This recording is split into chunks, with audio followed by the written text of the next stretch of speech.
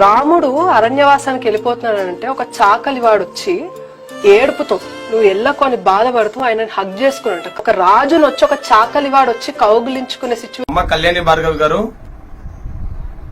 రాముడు అరణ్యవాసానికి వెళ్ళేటప్పుడు చాకలోడు బాధపడుతూ రాముని హగ్ చేసుకున్నాడని చెప్పేసి రజకులని చాకలోడు అని కించపరిచినందుకు తక్షణమే రజక సమాజానికి బేషరతుగా క్షమాపణ చెప్పాలని అఖిల భారత రజక సంఘం డిమాండ్ చేస్తా ఉంది. లేకపోతే బీజేపీ రాష్ట్ర కార్యాలయాన్ని ముట్టడించడానికి అఖిల భారత రజక సంఘం సిద్ధంగా ఉంది. బీజేపీ పార్టీకి రజకులంటే ఎందుకంత చులకన, ఎందుకంత చిన్న చూపు, అంత కండ కావరమ్మా? రజకులంటే కళ్ళ కనపడదా?